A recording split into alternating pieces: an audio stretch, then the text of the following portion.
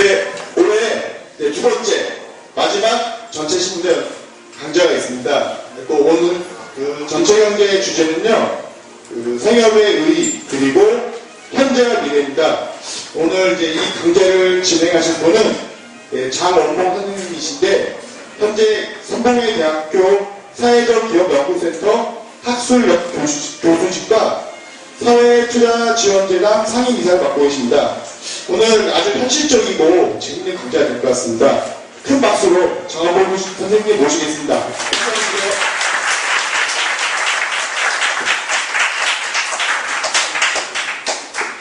현실적이고 현실적이지도 않고 재밌지도 않은 것 같아요. 제가 들어오는데 어떤 분위기였냐면 예비훈련 분위기였어요. 근데 이렇게 고남 선생님 앞에서 막 이렇게 앞에 앉히시는 거 보니까 거의 이렇게 예비훈련 분위기, 예비훈련 아니면 민방훈련 교육이라서 뭐 그렇진 않죠?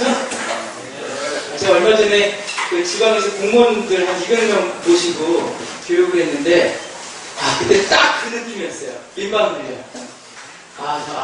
제가 이제 앞으로 민방훈련 저도 이제 끝났거든요, 민방위가. 근데, 민방훈련 맞을 때 열심히 들어줘야 되는 책이라도 해야겠다.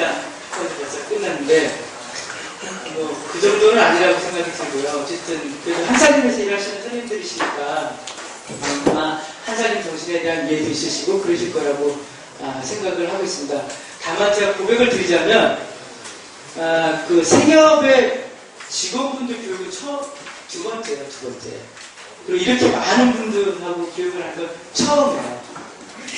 첫 번째는 아이급 생협 군포 그 물류센터인가요? 군포에 있나요? 아이급 생협? 예, 거기 끌려가가지고 거기 사무실에 계신 분들 교육을 했는데, 그리고 대부분 다 이렇게 조합원들 교육이나 아니면 이제 그 상무님들, 이사장님들, 이런 활동가들 대상으로 이렇게 교육을 해서 사실 선생님들에 대한 정보가 거의 없어요. 아마 제 강의가 선생님들한테 이렇게 살가운 강의가 될 수 있을까, 그게 제일 걱정이 되고요. 뭐 부족한 건 선생님들과 이렇게 질의응답이나 대화를 통해서 좀 해보고 그렇게 해보시죠.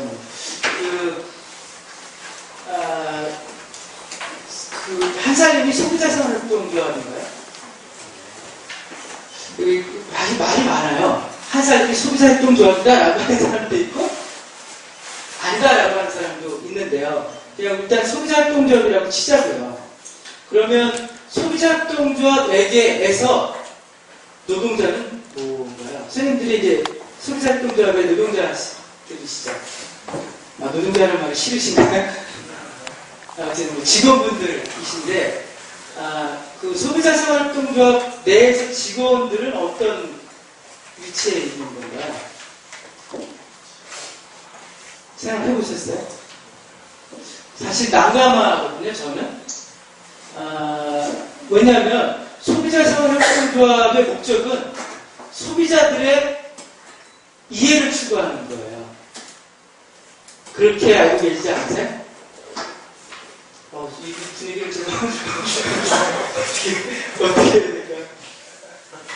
소비자활동조합의 목적은 소비자들의 이해를 추구하는 거잖아요. 그렇죠. 그러면 선생님들의 이해는 어떻게 되는 거죠? 그냥 소비자들의 이해의 조직이 소비자들의 이해를 충실하게 하도록 지원하는 업무를 하시는 건가요? 소비자생활활동조합의 직원은? 그렇게 생각할 수 있는 거죠. 네. 그러면 좀 약간 좀 쓸쓸하지 않으세요? 네? 그러니까 누군가의 이해를 잘 그것이 이루어지도록 우리가 지원을 하는 거라고 한다면 상당히 일이 재미없을 것 같거든요, 저는. 근데 저는 요즘 어떤 생각을 하냐면요. 소비자활동조합은 정말 소비자들의 이해만 배타적으로 추구를 해야 되는 건가? 라는 회의를 갖고 있어요. 아마 소비자활동조합이 소비자들의 이해를 배타적으로 추구하다가는 망할 수도 있겠다라고 생각을 저는 들기 시작을 한다는 거죠. 선생님들 요즘 한살림이 아이급도 그렇지만 상담세에 있잖아요. 안 그런가요? 제가 알기로는 한 23% 성장한 걸로 알고 있는데, 맞나요? 어제 성장하고 있어요. 한 살이면 이 성장이 몇 년 정도까지 갈 수 있을까요? 별 관심 없으신가요? 한 살이면 그냥 잘하니까 천년만년 잘 될 것 같다고 생각이 드세요? 제가 보기에는 한 5년 봐요. 정말 이제 마지막 맞을 수 없지만 한 5년 정도 봐요. 이 한 살인 이 소비자활동조합의 이런 이 뭐랄까 이 성장 추이를 한 5년 정도 본다는 거죠.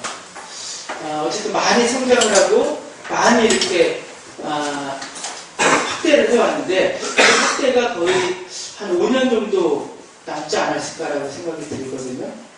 그래서 제가 오늘 선생님들과 그런 얘기들을 좀 해보려고 해요. 이 한살림에서 조합원들, 직원들, 그리고 이 한살림을 둘러싼 그 생산자들, 이 한살림을 통해서 어떤 미래들을 좀 같이 꿈꿔볼 수 있을까라는 얘기들을 점점적인 소비자협동조합이 아니라 협동조합 운동의 변화 속에서 한번 얘기들을 한번 들어볼까 해요. 어떤 얘기인지 잘 안 잡히시겠지만 한번 그냥 편하게 들어보시고요. 네. 그리고 이제 저도 한 몇 가지 질문들을 한번 드려보도록 할게요. 제가 협동조합에 대한 고민을 했던 저는 1998년도에 처음 이제 협동조합에 대한 고민을 했는데요. 제가 협동조합을 하나 만들게 됐던 계기가 있었어요. 그래서 협동조합을 하나 이제 만들게 됐는데 제가 생각했던 아이템은 뭐였냐면 선생님들 이제 소비자협동조합에서 계시지만 제가 생각했던 아이템은 생산자협동조합이었어요. 그러니까 그러니까 집을 짓는 걸 노동자 협동조합을 통해서 이렇게 건설 노동자 협동조합을 이렇게 통해서 주거 문제 해결하겠다라고 하는 아이템을 가지고 시작을 했다는 거죠. 제가 이제 그 아이템을 짜고 난 다음에 제가 뭘 했냐면 벤치마킹을 하려고 누군가는 노동자 건설 협동조합을 만들었을 거라고 생각을 했고 자료들을 찾아보니까 많은 협동조합들이 있었더라고요. 건설 노동자 협동조합들이 있었다는 거죠. 근데 그 조직들을 이제 찾아가서 인터뷰를 하려고 했더니 그 조직들이 다 망한 거야. 제가 만들려고 했던 협동조합들이 다 망했다는 거죠. 사실 제가 협동조합에 대한 고민을 어디서부터 시작을 했냐면요. 왜 협동조합이 망했을까부터 시작을 하게 됐어요. 협동조합이 왜 망했을까? 아이콥은 앞으로 왜 어려워질까? 이렇게 계속 아이콥 하지 말고 그냥 한살림 제가 아이콥이라고 했죠? 네, 아이콥이 왜 힘들어지게 될까? 라고 하는 이유부터 생각을 하게 됐다고요. 선생님들은 왜 협동조합이 망했다고 생각을 하세요? 협동조합이 왜 망해갔다고 생각을 하세요? 협동조합은 왜 힘들죠? 제가 이렇게 지적을 하면 기분 나빠지더라고요. 네. 고남 선생님이 제일 만만하니까. 그러면 왜 협동조합이 망해갔다고 생각하세요? 잘 모르겠습니다. 네. 이거 구기자 보실 때는 멋있었는데. 그 협동조합에 대한 연구를 이제 그 연구한 자료들을 쭉 읽어보니까 협동조합에 대한 연구는 두 가지 연구 경향이 있어요. 하나는 협동조합은 공동생산, 공동분배, 공동노동이잖아요. 공동체에서 운영이 되잖아요. 그러니까 이게 장점이라는 거죠. 이게 일반 자본주의 시장 기업보다 훨씬 경쟁력이 있다고 생각하는 거예요. 왜냐하면 모두가 주인이니까 모두가 몰입을 하고 모두가 열심히 일할 거라고 생각한다는 거죠. 그래서 협동조합의 이 공동체성이 장점이다라고 하는 연구들이 있어요. 근데 그 연구는 이 협동조합의 그런 장점이 있다라고 하는 주장과 또 다르게 협동조합의 그런 공동체성이 비합리성이고 경쟁력이 없어진다라고 하는 주장도 또 팽팽하게 있다는 거죠. 모두가 주인이라고 하는 건 어느 누구도 주인이 아니다라고 얘기할 수 있잖아요. 그러니까 무임승차자들이 많아질 거고 의사결정이 더디기 때문에 이 시장에 이 변화 속에서 순발력 있게 대응하지 못한다. 그래서 이 공동체적인 방식이 대외 협동조합을 방해가 한다. 이런 그 협동조합의 공동체성이 갖고 있는 장단점에 대한 논쟁들이 하나 있어요. 또 한 가지는 협동조합의 퇴행과 생존에 관한 내용이에요. 협동조합이 일반 영리 기업처럼 변질되거나 협동조합이 망해간다는 거죠. 그런 주장을 한다는 거예요. 지금 제 얘기 이해되세요? 한 살림이 이마트처럼 되거나 망한다는 거죠. 그건 이미 오래전부터 학자들이 얘기했다는 거예요. 그러면 왜 망하고 왜 자본주의 기업을 퇴행하냐? 네 가지 때문이에요. 첫 번째, 자본이 부족하대요. 협동조합은 자본이 부족하대요. 두 번째, 경영 능력이 없대요. 세 번째, 인적 자원이 취약하대요. 네 번째, 사회적 지원이 부족하대요. 왜냐면 자본주의 일반화된 기업은 주식회사잖아요. 그 주식회사 형태에 맞게 다 기업 지원 제도가 짜여있다는 거죠. 협동조합은 사회적인 지원망도 갖고 있지 않다는 거죠. 이 네 가지 때문에 협동조합들이 많아요. 이해 동의가 되세요? 진짜 동의가 되세요? 사실 그 옹알이 하지 마시고요. 어차피 이게 저도 사실 끌려왔어요.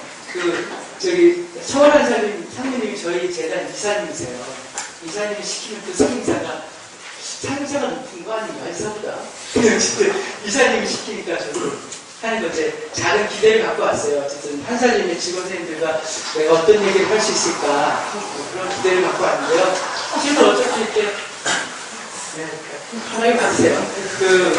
어차피 이렇게, 퇴근하셔야 되는데 오셨잖아요. 그래서 1시간 그냥, 충분하게 한번 이렇게 고민을 해보고 가시는 게, 다 건강에 좋지 않겠어요?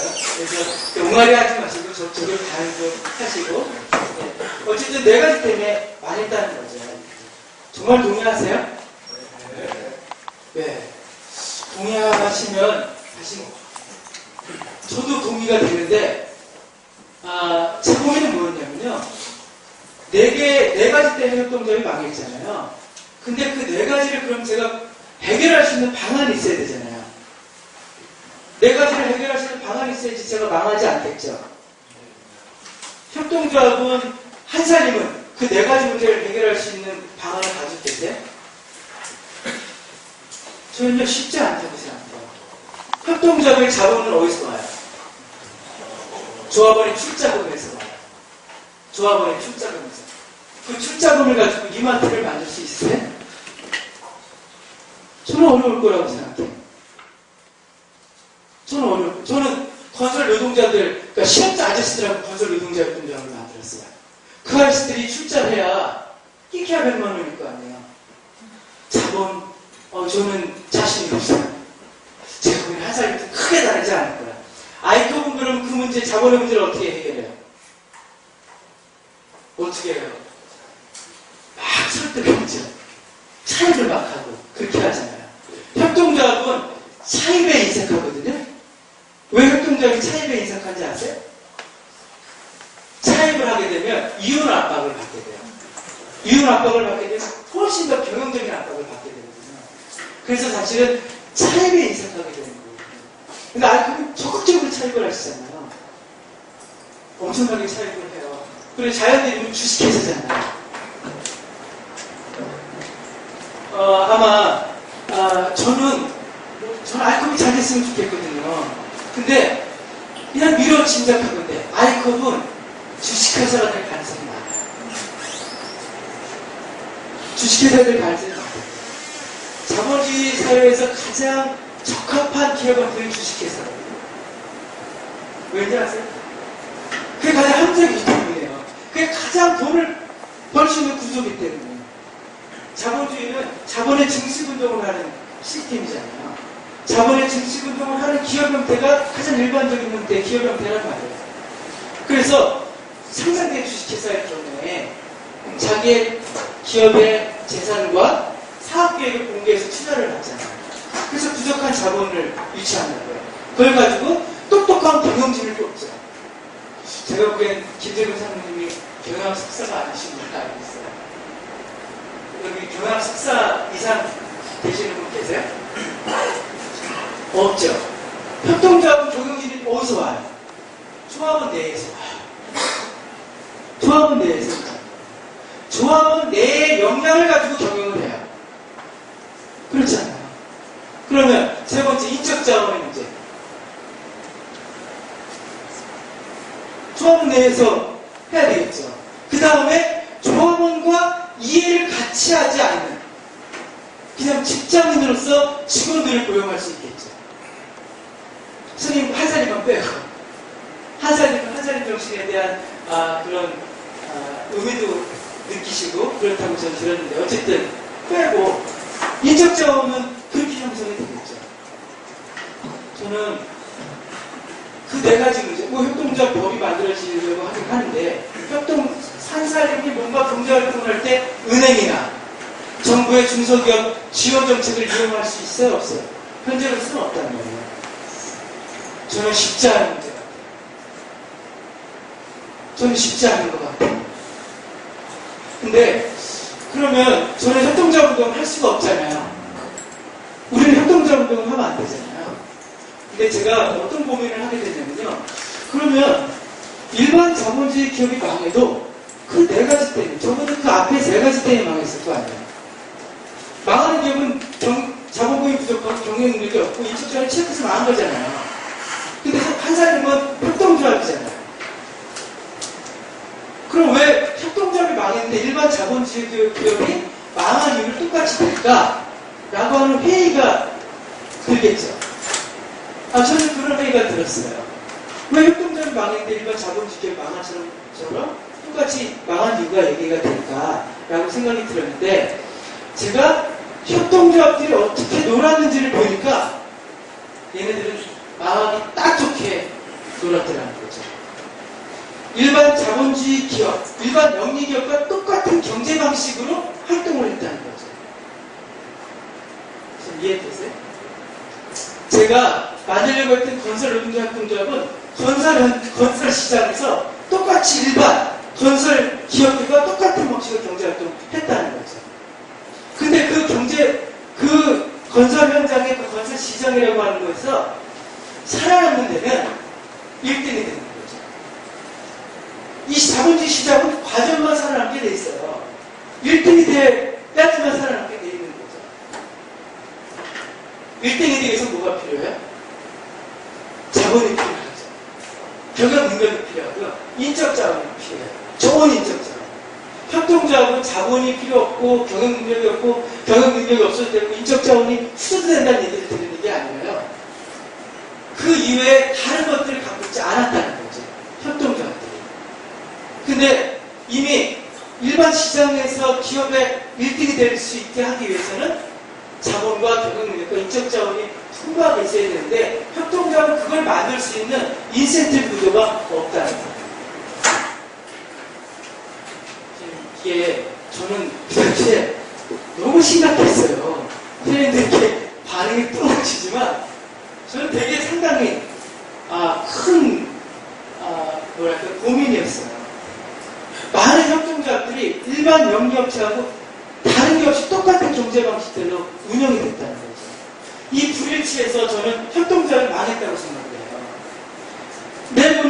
내부는 자본주의적이지 않아요. 자본주의 일반 기업과 다른 질서를 갖고 있는데 얘가 노는 경제 방식은 일반 자본주의 영리기업과 똑같이 놀았다는 거죠. 근데 그 놀았던 그 시장은 1등만 살아남는 시장이었다는 거죠.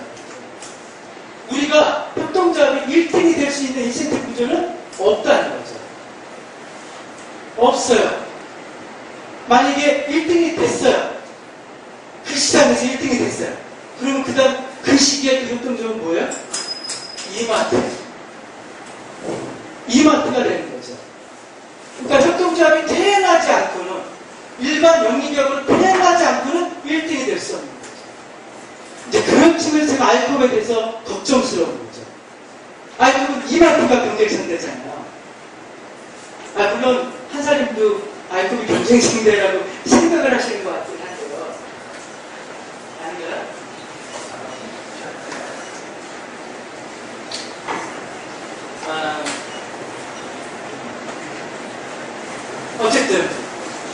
아마 아이콥이 이마트를 이기는 순간 그냥 이마트라고 저는 생각합니다. 그러면 도대체 협동조합이라고 얘기할 수 있는 이유가 없잖아요. 하나로마트를 협동조합이라고 생각하세요? 하나로마트를 협동조합 운동이라고 생각하기 어렵게 되잖아요. 그렇게 되겠죠. 그렇게 되겠죠. 그럼 선생님, 그렇게 된 협동조합에서 왜 일을 하고 계세요? 선생님들한테 협동조합이 한 살림은 뭐예요? 그냥 직장 있으면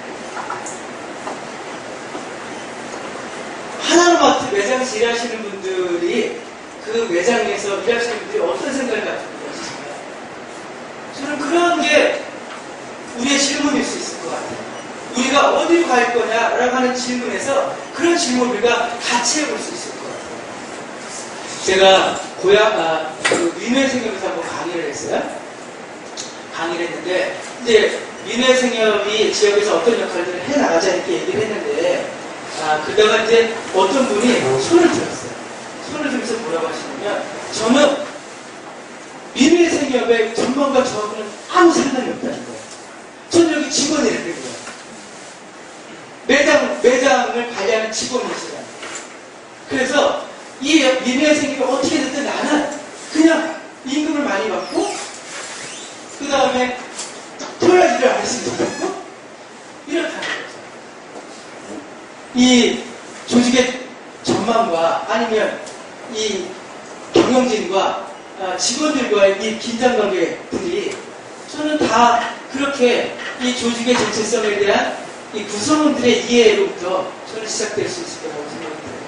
그래서 제 고민은 어떻게 하면 조직이 협동조합적인 구조가 있다면 일반 영역과 다른 운영 구조가 있다면 이 기업이 다른 경제 방식을 가질 수 있을까가 제일 큰 고민이에요. 그래서 한살림이 어떻게 이마트나 하나로마트처럼 다른 경제 방식을 쓸 수 있게 할까, 쓸 수 있도록 같이 방안들을 만들어낼까가 제 고민이라는 거죠. 그 말씀을 좀 제가 오늘 선생님들과 한번 나눠보려고 해요. 그 얘기만 할게요. 네. 다른 얘기는 안 하고요. 그 얘기만 좀 드려볼게요. 그러면 어떻게 하면 일반 영리기업과 다른 방식의 경제 방식을 쓸 수 있을까에 대한 고민들을 좀 제가 시작을 했어야 되는데요. 그래서 제가 그 자료들을 쭉 읽어보니까 한 협동조합 운동이 한 100년 정도 이상 됐더라는 거죠. 그래서 그 자료들을 쭉 제가 역사적으로 한번 이렇게 역사적으로 협동조합 운동을 이렇게 이어붙여봤어요. 그랬더니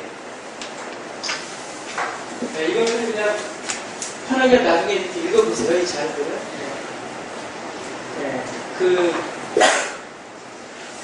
이런 사이클을 그리더라고요. 이렇게 그리더라고요.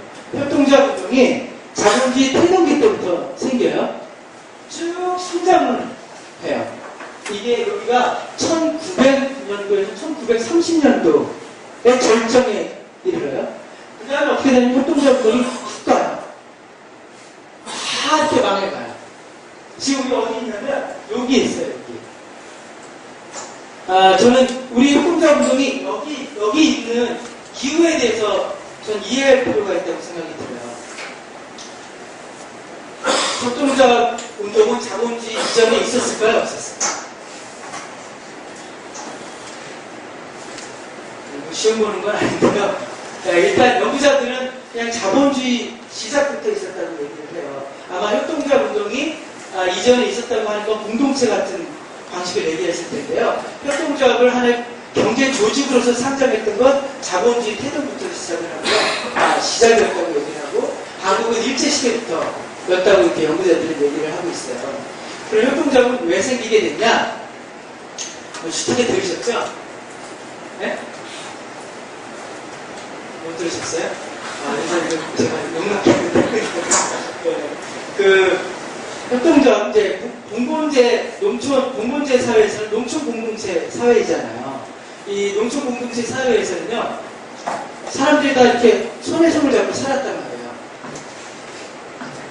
하루 반나절은 명주를 위해서 일하고 반나절은 농노들을 예시를 했죠. 일할 때 아이를 마을 사람들이 같이 돌봐줬어요. 우리나라 50년대, 60년대 농촌이 그랬잖아요. 농촌 공동체라는 게 그런 거잖아요. 같이 살았다는 거예요. 아이도 같이 돌봐줬고, 내 부모가 돌아가서도 상해를 같이 해줬고, 급전이 필요해도 마을 수익금을 해서 썼단 말이에요. 이렇게 생활세계에서 필요한 것들을 다 공동체를 통해서 해결을 하면서 살았다는 거죠. 근데 이게 자본주의가 되면 그 세계사 시간에 우리가 이끌어줘 운동 배우셨죠? 그래서 농민들이 도시 노동자들이 됐죠. 도시 노동자들이 되잖아요. 그래서 영국 같은 경우 맨체스터로 간단 말이에요. 한국 같은 경우는 구로공단으로 가죠. 그럴 때 저녁에 그 겨울에 추운 겨울에 농노가 도시의 노동자가 되면서 맨체스터에 떨어졌을 그 노동자가 가졌을 느낌은 어땠을까요? 막막함 같은 게 있었을까요? 두려움 같은 게 있었을 거 아니에요. 아니, 이게 손에 손을 잡고 살다가 도시 노동자가 되는 순간 원자가 되잖아요. 모두가 다 원자가 되고 모든 생활 세계에 필요한 것들을 자기가 혼자 감내하면서 살아야 되는 거죠. 공장에 취직을 했어요. 공장에 취직을 하니까 배고가 너무 자유롭고 노동방도 너무 심하겠죠. 초기에 영국의 노동자들의 현실이라는 책들을 보면 엄청나게 참혹한 현실에서 노동자들이 일을 하게 돼요. 회사에서 해고가 되면 가족이 굶어 죽게 되는 거죠. 어느 누구한테도 손을 벌리고 비빌 언덕이 없는 거죠, 노동자들이. 그럴 때 노동자들이 뭘 하냐면요. 뭘 하냐면 계를 해요, 계. 공장 노동자들이 계를 한 거예요. 계를 해서 뭘 하려고 했어요? 위험에 대비하려고 했다고요. 노동자들이 결사를 통해서 위험에 대비하는 활동을 했다고요. 월급의 5%, 10%를 모아서 해고를 당했을 때 가족을 먹여 살 수 있는 돈을 받을 수 있도록 했다는 거죠. 노동자들이 처음으로 결사를 통해서 모두가 노동자들이 어려운 것들을 해결할 수 있다고 하는 방안들을 찾게 됐다고요. 이게 협동조합의 시작이에요. 이게 우회조합이에요. 우회조합은 협동조합의 시작이기도 하지만 노동조합의 시작이기도 하거든요. 노동자들이요, 처음으로 결사를 경험합니다. 노동자들이 이 결사를 경험하면서, 야, 이걸 통해서 우리가, 노동자들이 모두 필요한 것들을 해결할 수 있게 되지 않을까라고 하는 기대를 갖게 됐죠. 사람들이 얘기를 하기 시작했어요. 이 결사라는 방식을 가지고 노동자들의 모든 필요들을 해결할 수 있는 방안들에 대한 얘기들을 하기 시작했죠. 노동자들이, 야, 왜 없어? 우리가 저 공장 기계를 소유하고 있지 않으니까 자본가들에게 착취를 받고 있잖아. 그러면 우리가 돈을 모아서 기계를 사고 우리의 기업을, 우리의 공장을 만들자. 라고 사람들이 얘기했어요. 그게 뭐예요? 제가 만들려고 했던 노동자 협동조합이죠. 노동자 생산 협동조합이에요. 노동자들이 물건을 사기가 너무 어렵고 물건이 너무 비싸요. 그래서 노동자들이 공동구매한 게 뭐예요? 지금 이런 얘기 처음 들으시는 건 아니죠? 네? 이런 얘기 많이 들으셨죠? 아주 얘기를 좀 해보세요. 네? 처음인가요? 많이 들었습니다.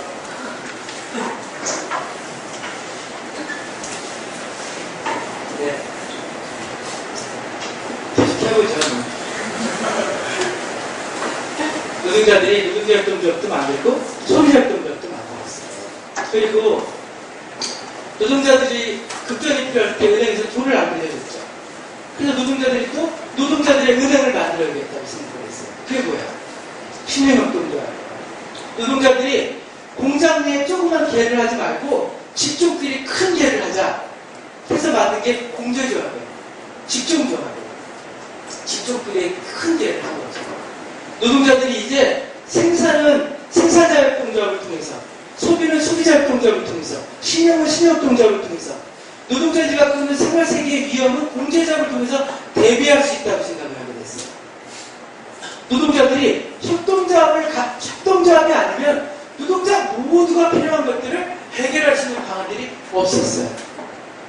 자본가는 어떻게 해서 노동자들을 착취하려고 했죠. 영주는 세금을 발행해서 어떻게든지 지배를 불리려고 했고요. 신의 대리인인 교황도 마찬가지예요. 어느 누구도 노동자들의 필요라는 걸 해결해 주지 않았다고. 오로지 협동작업을 통해서만 노동자들의 집합적인 필요를 해결할 수 있었다는 거예요.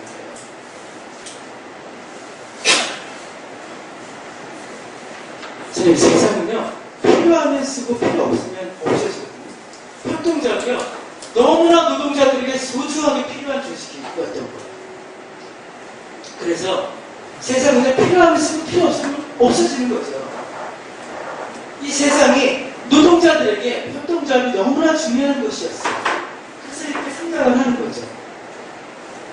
그래서 이 시기에, 이게 1900년도예요. 이 시기에 샤를르 지대 같은 사람은 뭐라고 했냐면 협동작 공업이라는 얘기를 했어요.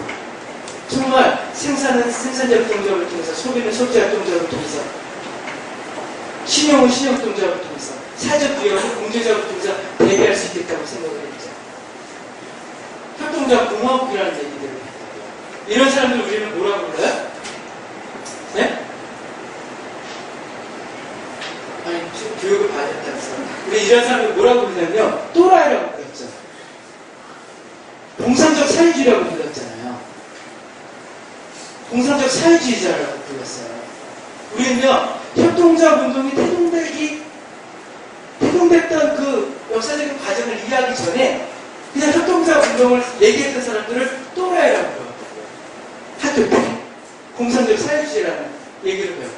하지만 협동작 운동의 시작은요, 노동자들의 집합적인 필요를 해결하기 위한 절실한 필요템을 만들어줬다. 그리고 그것이 너무나 노동자들에게 필요한 것이었고, 그것의 효과성이나 필요들은 입증이 됐었고, 그 결과들이 이렇게 성장을 했다는 거죠. 근데 이게요, 1930년대 이후로 거의 다 망했다. 왜 망했다냐면요, 자본주의가 협동조합의 필요를 대체하기 시작을 했어요. 협동조합의 필요를 대체하기 시작했다고. 노동자 협동조합은 누가 대체하냐면요, 강력한 기업 노조가 대체해요. 그 역할을. 노동자 협동조합은요, 노동자들이 출자도 하고 경영도 해야 되고, 그 망하면 노동자들이 출자하고 다 날아가는 거잖아요. 노동자 협동조합은 하기 힘든 일이에요. 근데 자본주의가 막 성장하면서 노동자의 힘이 세지기 시작을 했거든요. 살만한 자본주의를 우리 뭐라고 불러요? 여기 나와있잖아요. 복지국가라고 불러요. 복지국가는 완전고용과 보편적 복지로 집행을 되는 자본주의 시스템이거든요.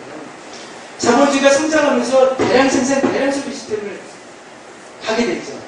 그러면서 노동력이 많이 필요하게 되잖아요.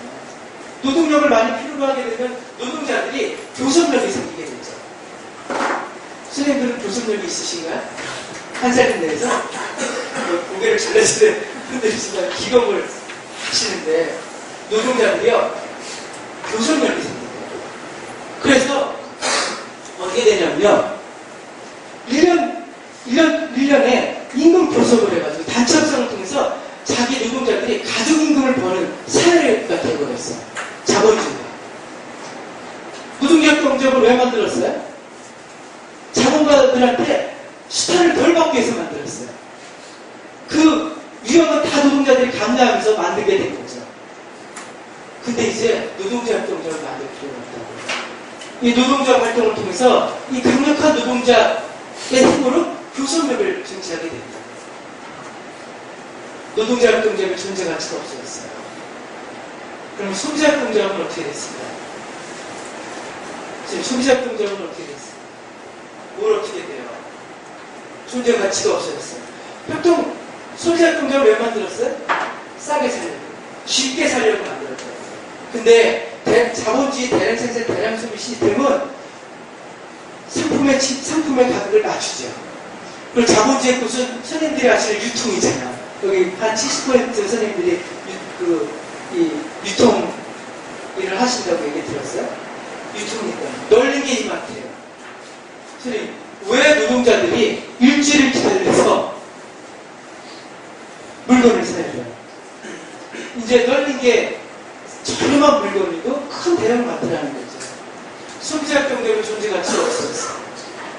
신협동조합은 어떻게 됐겠어요? 신용협동조합은요, 시중은행이 신용협동조합의 존재가치를 대체했어요. 근데 국민은행의 가계대출 비율이 몇 %인지 아세요? 전체 대출 비율이 60%예요. 그러니까 국민은행의 대출의 60%를 노동자들에게 대출합니다. 이자율도 훨씬 낮죠. 신용협동조합의 이자율은요, 한 8%, 10% 이상이거든요. 어차피 은행이라고 하는 건 대세 법칙에 의해서 규모 경제가 이루어지는 거죠. 이자율을 훨씬 낮출 수 있죠. 시중은행. 신용협동조합은요, 필요가 없어져요. 공제적은 어떻게 되냐면요, 4대 보험으로 다 제도화가 돼요. 사회보험. 공제조합은 조합원만 이용할 수 있잖아요. 공제조합 아시죠? 아시죠? 공제조합 조합원만 그 혜택을 누릴 수 있잖아요. 사회보험. 아니요, 전 국민이 다 누릴 수 있어요. 공제조합은 짧은 연대지만 사회보험은 아주 긴 연대죠. 사회보험이 훨씬 즐거워적인 것이죠. 협동조합이요, 필요가 없어지게 됐다. 선생님, 그런 것 같으세요? 정말 필요가 없어지게 됐어요. 필요가 없어지게 되면 어떻게 돼요? 망하죠. 망한 거예요. 이렇게 망하면 안 되죠. 그러면 자기의 존재가치를 잃은 협동조합의 최대의 고민은 뭐였겠어요? 자기 존재가치를 잃은 협동조합의 최대의 고민은 뭐였겠어요? 생존이죠. 생존의 문제죠. 어디서? 그 업종의 시장에서 생존의 문제만 남은 거죠. 자기 존재가치를 잃은 협동조합은요, 그 시장에서 생존의 문제가 제일 중요한 문제가 되는 거예요. 그 시장에서 생존하기 위해서는 어떻게 해야 돼요? 1등이 돼야 돼요. 1등이 되려면 뭐가 필요해요? 자본, 경영능력, 풍부한 좋은 인적 자본이 필요합니다. 이 시기에 자기 협동조합의 존재가치를 잃은 협동조합은요, 급격하게 시장화가 이루어져요. 그 말은요, 다 시장 전략을 쓴다고요. 성과급 도입하고요, 외주화시키고요, 비정규직 쓰고요. 그런다고요. 그럼 어떻게 돼요? 협동조합이지 않게 되는 거죠. 일반 협력업처럼 되는 거죠. 자기 존재가치를 잃은, 이 사회부터 자기 존재가치를 인정받지 못하는 협동조합들은 생존의 문제에 빠지게 됩니다. 생존의 문제에서 경영 전략을 쓰게 됩니다. 그러다가 망하든지 일반 자본주의 기업으로 퇴행하게 됩니다. 제가 보기엔 이 시기에 많은 협동조합들이 그렇게 퇴행하고 망해갔다는 거죠. 제가 읽었던 그 책들은요, 이 시기에 협동조합의 운동이었던 거죠. 자기 존재가치를 잃은 시장 생존 전략을 가지고 협동조합을 운영했던 조직들인 거죠. 그 조직들은 어떻게 돼요? 백전백패죠. 백전백패예요. 그렇지 않겠어요? 그 시장에서 1등이 되는 과정은 협동조합에게 그 1등이 되게 하기 위한 인센티브 구조가 없다는 거예요. 일반 기업과 똑같은 방식으로 활동하면 백전백패인 거죠. 손님들이 이만큼 경쟁하면 백전백패인 거죠. 이마트는 결품을 안 해요. 저는 제가 이마트 한사림 조합원이라도 여성 민혜 조합원인데 여성 민혜 생협에서 이제 딱 홈페이지 딱 뜨면 딸기가 떠요. 그럼 바로 사야 돼요. 아내하고 상의하고 고민하면 결품이 돼요. 이마트는요, 물건이 너무 많아요. 결품이 나서 이게 어떤 게 결품이 나는지 몰라요. 이마트는요, 선생님, 365일이에요. 그 다음에 SSM 마트까지 만들었어요. 선생님 그렇게 하시려고 하시는 건가요? 죽었다 깨어도 그렇게 못한다는 거죠. 그래서 저는 5년 보는 거예요.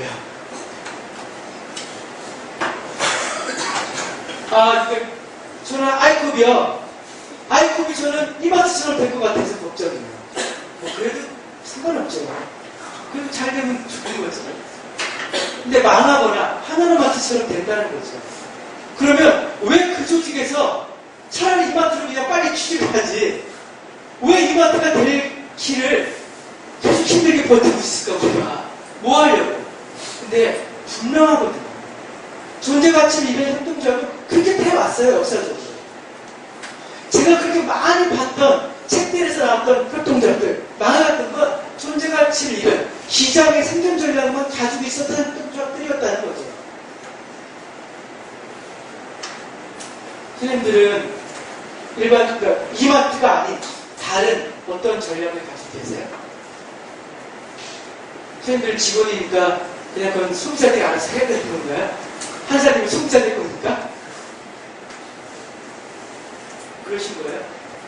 저는 그러면 안 된다고 생각해요. 네. 직원분들도 이 한 사람의 존재 가치를 만드는 데서 아주 중요한 역할을 하시고 있고 하셔야 되고 만들어야 된다고 생각해요. 안 그러면 한 사람이라는 데는 세 번째 문제, 인적 자원의 문제 얻지 못하겠죠. 선생님, 한국에서 사람을 제일 잘 키우는 기업이 어딘지 아세요? 어딘지 아세요? 삼성이라고 하잖아요. 네? 삼성이라고 하잖아요. 근데 왜냐면 사람들이 이제 삼성맨이라는 것 때문에 그렇죠. 그래서 삼성맨은 자기의 발전과 삼성의 발전을 일치하는 인간을 만들려고 하죠. 그래서 인적 투자에 대한 예산을 되게 많이 쓴단 말이에요. 근데 그게 허구라는 건 다 알잖아요. 다 알잖아요. 왜냐면 삼성은 근속기간이 짧거든요. 언제 잘릴지 모르잖아요. 그러니까 아무리 내가 조직의 비전과 나의 발전을 일치하는 인간이 되더라도 위로 올라갈수록 잘리는 거죠. 근속기간이 짧으니까요. 그러니까 죽었다 깨어나도 삼성이 좋은 인적장을 갖고 있지만 실제로는 끝까지 갈 수 있는 인간을 만들 수 없는 거죠. 그러면 소비자 생활활동조합, 소비자 생활활동조합 인적장 만약에 직원들과 그 꿈에 대해서 전망에 대해서 같이 맞을 수 없다면 제가 보기에 협동조합이 갖고 있는 인적장은 아주 취약해지게 되는 거죠. 그 소비자들 중에서 그 인력들을 뽑아야 됩니다. 나머지 분들은 직원들은 그냥 일을 하는 사람들이죠. 그래서 이 조직이 성장하는데 힘을 보태는 사람이 아니라 꿈을 보태는 사람이 아니라 그렇게 되겠죠. 근데 지금 이제 그래서 이 시기에 있는데 제가 본 아이급이 걱정스러운 데서는 이 사이트에서 활동자 운동을 하고 있는 거 아닌가라고 하는 걱정이 있다는 거예요. 제가 이거 분표에서 얘기한 거예요. 그 심장에 가가지고. 근데 이게 거기에 또 그 유명하신 분이 계시대요. 저는 그때 처음 뵀는데 어때 이렇게 되게 이렇게 아주 이렇게 이제 힘들어 하시더라고요. 근데 직원들은 이렇게 눈이 초롱초롱해지시는데 아이급 선생님들 진짜 초롱초롱했거든요. 선생님들은 왜 저래요? 제가 그때 컨셉 되게 좋아했나 봐요. 그랬구나. 네. 근데 어쨌든 이 사이클에서 지금 일을 하고 있는 거라고 좀 생각이 들어요. 너무 걱정스러워요. 그러면 한사님은 있나는 거예요. 한사님은 아이급과 다른 어떤 싸움이 있다는 거예요. 저는 없는 것 같아요. 이 협동조합 진영이 지금 이런 판이에요. 이건 제가 이제 김대우 선생님한테 얘기했는데 이제 생각이 이렇게 판이 있어요. 거기에 큰 아들이 한 살입니다. 둘째 아들이 아이급이고 셋째 아들이 중회생년이고 넷째 딸이 요즘 미래생이에요. 근데 지금 어떠냐면 둘째가 자수성가했어요. 네? 둘째가 자수성가하는 거예요. 아이급 생각이. 그래가지고 아이급 생각이 뭐라고 하냐면 야 뭐 집안에 사준 게 뭐가 있냐. 우리가 사는 게 중요하지. 집안에 갖고 다 필요 없어. 나는 내 삶이 할 거야 라고 가는 거죠. 근데 뒤에 동생들이 나는 어떻게 살아야 되지 하는데 큰 형은 뭐라고 하냐면 협동조합은 좋은 거고 나는 우리 집안을 지킬 거야. 한 살인 정신은 너무나 충분해. 이러고 있는 거죠. 그 동생들이 보니까 정확하게 둘째 형은 사인을 줘요. 사는 방식을.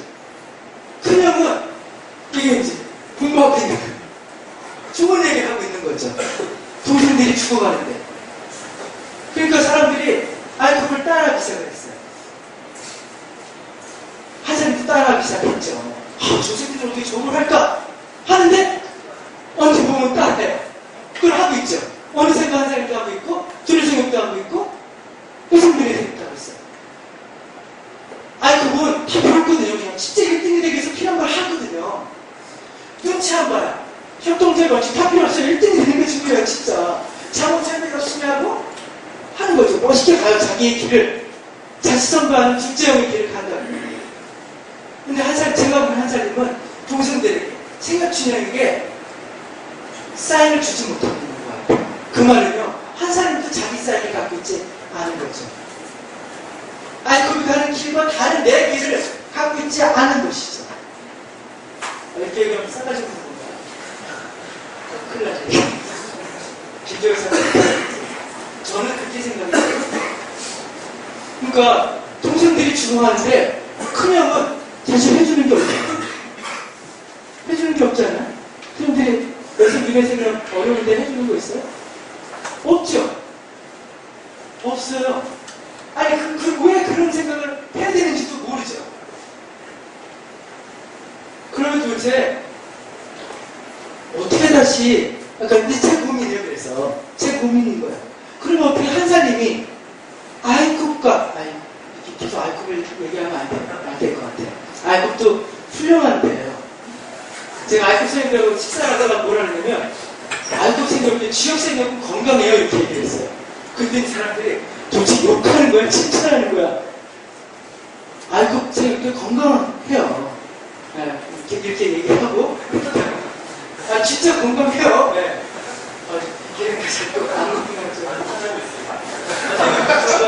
저 이게 되게 심하거든요. 네, 그래서 제 고민은 뭐냐면요. 한사님은 어떻게 다른 사인을 보낼 수 있을까? 도대체 이마트하고 다르게 살 수 있는 게 없을까라고 하는 걸 찾는 것이었어요. 저는 그걸 이제 사회적 경제라고 이제 말을 붙이는데요.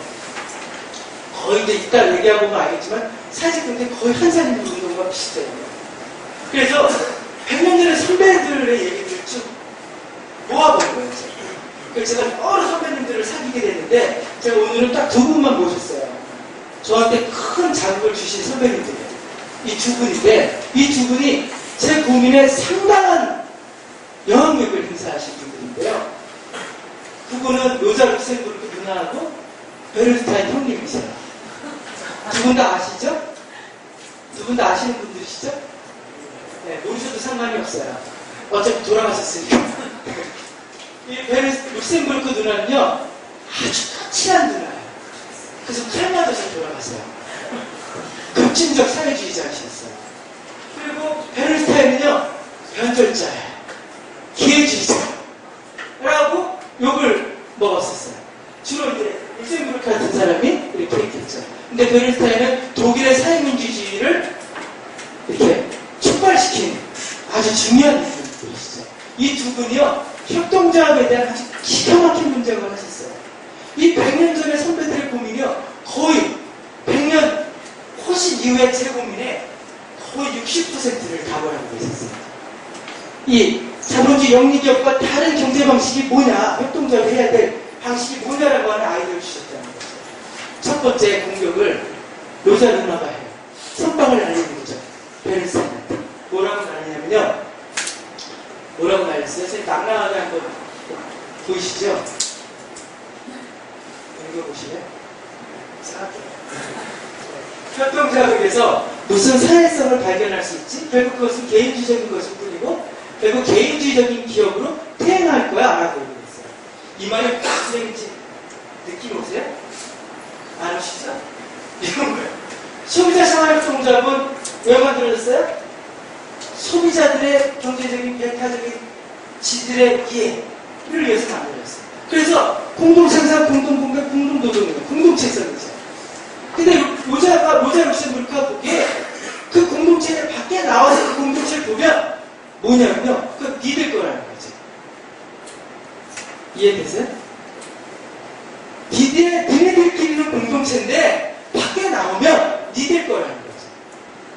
한살님 너네들은 소비자들의 얘기에서 벗어나면 조합원들 믿을 거라는 거죠. 그게 무슨 사회적인 의미가 있다는 거예요. 이해되셨을까? 마포 속리산에 공동육아협동조합이 있어요. 얼마나 훌륭해요. 근데 밖에 나오면 그건 중산층이, 구매력이 있는 중산층이 지 새끼들 잘 키우려고 하는 그들만의 맥을 하는 거죠. 그게 무슨 사회적인 의미가 있냐라고 얘기를 하는 거예요. 제가 만들고 있는 협동조합들, 노동자협동조합들이 있어요.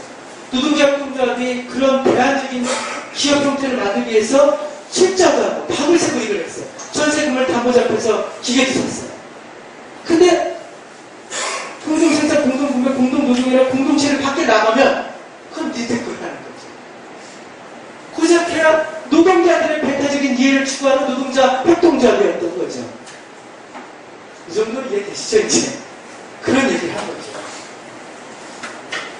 그거에 대해서 어떻게 얘기하실 수 있을까요, 한사님? 한사님 정신? 가지고 얘기할 수 있을까요? 한사님 정신은 한사님 조합만 알잖아요. 뭐, 교회인가요? 교회인가요? 그냥 교인들만 아는 성경책인가요? 그럼 뭐, 어떻게 얘기하실 수 있겠어요? 라고 얘기하는 거죠. 로자가. 저는 정신이 번쩍 들었어요. 우리가 활동작을 왜 하는 거, 왜 해야 되는지 정신이 번쩍 들었어요. 이거 혹시 자족적인 거 아니지? 제가 하려고 했던 활동자분들이 자족적인 거 할 때 학습하려고 하는 거 아니지? 로자가 이제 그런 얘기를 한 거죠. 근데 진짜요, 진짜 됐어요. 제가 하려고 했던 협동조합들이 있었는데 그 협동조합들이 다 망했다고 했잖아요. 망했을 때 아주 지금 한국에서 노동자협동조합으로 유명한 실가반들이라는 데가 있어요. 실가반이 노원에 있었거든요. 우리나라 90년대 아주 노동자협동조합의 중요한 조시예요. 그 기업이 망했어요. 그 기업이 노원에 있을 때 망했는데요. 지역사회 어느 누구도 슬퍼하는 사람이 없었어요. 그 얘기를 하는 거예요. 어느 누구도 슬퍼하지 않았대. 딱 2명 슬퍼했대. 그 노역이 자주 가는 술집의 주인. 2명. 그냥 그 얘기를 하는 거예요, 지금. 그랬더니 에리스타인이 뭐라고 하냐면, 로자야, 네가 그래, 뭐 그렇게 볼 수도 있겠지만 너가 어떤 비판하려면 정말 그 주체, 그 고민들을 이해하면서 비판을 했으면 좋겠다. 우리는 뭐라고 얘기했냐면요, 생산자협동조합은 판매를 목적으로 생산하지 않고 소비자들의 구매를 목적으로 생산한다고 했어요. 생산자협동조합은 한 번도 시장 판매를 목적으로 생산하지 않았다고요. 그럼 뭘 위해서 생산했다고요? 소비자들의 구매를 목적으로 생산했다고요. 너가 보기에 협동조합들이 개별 조직으로 생산하고 소비하는 것처럼 보이지만 우리는 그렇게 생산하고 소비하지 않았다는 거예요. 생산과 소비를 이미 사회화시켰다는 거죠. 정말요. 100년 전에 협동조합에 대한 책이에요. 시장의 얘기는 거의 안 나와요. 그럼 뭐가 나오냐? 페어 프라이스. 그 다음에 니드, 필요만 나와요. 생산자협동조합이요, 판매를 목적으로 생산하지 않았다는 거예요. 시장에 자판을 깔고요, 팔기 위해서 생산하지 않았다고요. 조직된 노동자, 소비자의 노동자들의 구매를 목적으로 생산했다고요.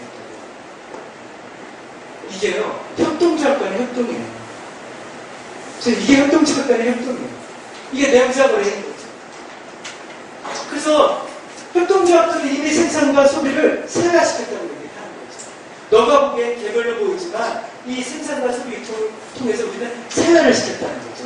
경제를 사회화시키고 있었다는 거죠. 이해되실까요? 협동조합의 협동은요, 규범이 아니라 협동조합이 사는 방식이었어요. 협동조합의 7대 원칙이 있잖아요. 어느 누구도 지켜지지 않잖아요. 선생님들 지역에 들으시잖아요, 교육할 때. 근데 협동조합의 7대 원칙이 왜 규범으로 되고 교회에 10개명을 외우듯이 외우게 되냐면요. 협동조합은 실제 경제 방식을 그렇게 하지 않기 때문이에요.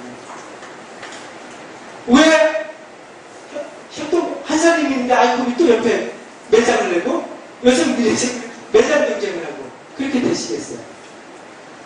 협동조합이 협동경제 방식을 운영하지 않기 때문이에요. 경제 방식을, 협동조합 경제 방식을 하지 않고 7대 원칙만 있는 거죠. 절대 지켜지지 않죠. 그건 덕목이죠, 덕목. 절대 지켜질 수가 없어요. 어떻게 협동조합 간의 협동이 가능하겠어요? 시장에서 1등이 돼야 되는데 절대 가능하지 않죠. 그러니까 늘 우리한테 지금 10대 원칙은 그냥 쉽게 배우는 거죠. 늘 그냥 그랬어야만 하는데 반성하는 그냥 쉽게 배우는 거죠. 절대 우리의 활동을 영향을 미치지 않는 그런 것이죠. 이렇게 얘기했어요. 그랬더니 노자가 뭐라고 하냐면요. 그래, 그럴 수 있겠지. 니들끼리 배우자고라고 살 수 있겠지. 근데 세상을 봐라. 세상은 거대한 제조산업이 성장해가고 있고 그렇게 거대한 철강산업, 거대한 자동차 산업을 소제품 조합해서 공동구매하고 생산자품들에서 생산할 수 있겠냐. 아마 협동조합은 신발 쪼가리 몇 개, 음식 쪼가리 몇 개를 나눠 먹다가 고사되어서 죽을 거야. 이렇게 얘기를 했어요. 역사는 누구의 말이 맞았어요? 로저의 말이 맞았다니까요. 훅가라 진짜. 정말 훅간다니까요. 정말 다 나가요, 다. 최근에 유럽의 협동조합 얘기 되잖아요. 스위스의 쿱이라고 있어요. 스위스 한번 가보신 분 계시죠? 네. 있으시겠죠. 앞으로 가시게 될 텐데. 가면 쿱이라고 있어요. 이 쿱이라는 게 뭐냐면요. 협동조합의, 스위스의 협동조합이 8개의 연합체가 합쳐서 만든 거예요. 그래서 생각 매장은 쿱이에요. 전국이 다 쿱이에요, 쿱. 그래서 제가 그걸 보고 와서 고향 민회생협, 김정일 상무님 고향 민회생협 상무님이셨을 때, 고향 한살림 상무님이셨을 때, 제가 그런 얘기 했어요. 우리 고향에서부터 한번 매장 이름을 다 통일해보자. 쿱 한살림, 쿱 민회, 쿱 아이컵. 이러면 좋지 않냐. 그걸 조합부터 다 이렇게 다 이용할 수 있게 하자. 그러면 이게 훨씬 더 매출도 늘 거다. 부탁 하나도 안 되죠. 왜 안 되겠어요? 협동경제를 하지 않거든요. 협동경제 방식을 하지 않아요. 시장의 과정의 운동을 하죠. 철저히 시장의 과정의 운동을 해요. 그러니까 절대 그걸 할 수가 없는 거죠. 어쨌든 역사는 역사학생 그렇게 많이 맞았어요. 다 많이 맞았어요. 예. 그래서 이런 비판을 하니까 베르스탄이 뭐라고 해요? 점점점점점 쭉 나오고 있는 거죠. 집답을 하지 못해요. 그리고 베르스탄이 그래서 전략을 바꿔요. 그래서 노자야 우리가 전략을 바꿨어. 뭐라고 바꿨냐면 산업자본은 노동자를 통해서 통제하고 상업자본은 소비자생활 협동조합을 통해서 통제할 수 있을 거라고 해요. 그래서 독일의 사민주의 과제에서 노동조합 운동과 소비자 협동조합의 운동이 중요시하게 되는 거죠. 이렇게 등장을 하는 거예요. 그래서 이제 노동조합이 노동당을 만들어서 집권해서 사민주의를 실행하게 됩니다. 그러면서 이제 독일의 사민주의는 세주의부터 벌어지는 거죠. 이렇게 됐다는 거죠. 근데 지금요, 이게 이제 진짜 오늘 주제 트렌드라고 얘기해보고 싶은데 거의 반 정도는 선배님들이 얘기를 했는데 이제 선배님들은 이 시대에 살지 않잖아요. 이 시대에 사는 우리가 이제 그 얘기들을 이어붙여야 되는 거죠. 협동조합 운동이 바닥을 치고 다시 올라오는 시점이 됐어요. 다시 올라온다니까요. 다시 올라온다는 얘기는 뭐죠, 선생님? 네? 제가 보면 너무 단순해요. 필요해요, 필요. 협동조합이 다시 필요해지게 되는 거예요. 협동조합이요, 다시 필요해지게 됩니다. 왜 필요해지게 됐어요? 왜 필요해지게 됐어요? 왜 필요해지게 됐냐면요. 협동조합의 존재를 대체했던 시장과 국가가 제대로 역할을 하지 않는 거죠. 협동조합의 존재 가치를 대체했던 복지국가가 제대로 작동하지 않게 됩니다. 우리가 요즘 협동조합에 대한 얘기들이 되게 뉴스에서 많이 되잖아요. 많이 돼요. 많이 되는데 한번 협동조합이 얘기되는 이유를 한번 자세히 보세요. 협동조합이 얘기되는 맥락을 한번 자세히 보세요. 어떤 맥락에서 협동조합들이 얘기되나요? 네? 두 가지예요. 하나는요, 대안적인 고용 형태. 최근에 몬드라곤 텔레비전 나왔거든요? 보셨어요? 네, 이제 우리가 이제 협동조합에서 일을 하잖아요. 그러니까 그런 거 한번 보세요. 네, 한번 다음에 우리가 기회가 되면 또 KBS 다큐멘터리를 한번 같이 보시면 좋을 것 같아요. 그게요, 대안적인 고용 형태로 얘기가 되고 있어요. 그건 왜 그런지 아세요? 자본주의 기업이요, 고용의 주요 주체가 되지 않는 거예요. 기업들이요, 고용이라고 하는 역할을 파업을 하기 시작합니다. 45년 후의 자본주의의 최대의 고민은 뭐냐면요, 임금이 올라가면서 이윤을 압박하는 문제를 해결하는 역사였어요. 45년 이후의 자본주의 역사입니다. 그래서 임금이 올라가면서 주주가 가져야 될 몫을 줄이는 문제를 해결하는 역사예요. 그래서 자본은 어떻게 했냐면, 자본주의 일반적으로 어떻게 했냐면, 노동강도를 높였죠. 그래서 주기적까지 일을 시킨 거예요. 일할 수 있는 때까지, 일할 수 있는 시간대 최대한 일을 시킨 거죠. 주기적까지 일을 시키니까 노동자들이 죽어요. 그러니까 노동강도를 높일 수가 없겠죠. 그 다음에 기계화를 시키죠. 그래서 노동자들이 거의 필요 없는 생산 시스템을 만드는 거죠. 그래서 현대자동차 노동자가 3만 명에서 15,000명으로 주는 거죠. 뭘 알아요? 줄어요. 생산 방식이 달라졌다니까요. 현대자동차 방식이요, 모듈 방식으로 바뀌었어요. 15만 개의 조립품을 조립했던 노동자들이요, 이제 5만 개의 부품만 조립하면 된다고요. 그럼 나머지 10만 개 어디서 와요? 모듈을 누군가 조립해서 온다고요. 필리핀이나 인도네시아에서. 그래서 구동축 4개를 노동자들이 드륵드륵 하는 거죠. 그래서 노동자들이 필요 없어지게 됐어요. 그 다음에 이제 자본은요, 어떻게 되냐면, 아예 사람이 거의 필요 없는 산업을 개발해요. 그게 뭐냐면 금융사업 서비스예요. 이건 그냥 돈 넣고 돈 먹기죠. 자본이라는 C가 노동을 만나서 자본이 증식돼야 되는데, 이 금융자본은 그렇게 증식되지 않아요. C가 그냥 C축으로 가는 거죠. C1이 C축으로 가요. 이 노동의 과정을 삭제하는 산업이 되는 거죠. 사람들이 일자리가 많이 생기지 않아요. 그래서 몬드라곤이 어떤 사례로 소개가 되냐면, 노동자들을 자르지 않고 교육해서 같이 사는 구조로서 협동조합이 얘기되고 있는 거죠. 그 다음에 또 어떤 데서 협동조합이 얘기되고 있는지 아세요? 어떤 대안적인 생활을 조직하는 방식이에요. 예를 들면 지역의 보육 문제를 해결하거나 보육의 서비스를 대안적으로 제공하거나 지역의 어떤 지역 화폐 같은 방식의 대안적인 어떤 서비스를 제공하거나 주로 사람이 살면서 필요한 돌봄과 사회적인 관리하는 역할에서 협동조합에 대한 사례들이 이루어지는 거죠. 이해되세요? 이제 전통적인 협동조합의 역할에서요, 사람들이 지역에서 필요한 것들을 해결하는 유용한 방식으로 협동조합들이 고려되고 있다고요. 그 속에서 소수협동조합도 얘기가 됐던 거죠. 소수협동조합의 존재 가치는 뭐예요? 아이컵 조합원들한테 아이컵 조합원의 가입을 왜 했냐고 물어봤어요. 아이컵 조합원의 가입을 왜 했다고 응답을 해줬어요, 사람들이. 예? 뭐요? 네? 친환경 농산물을 먹고 싶어서 했어요.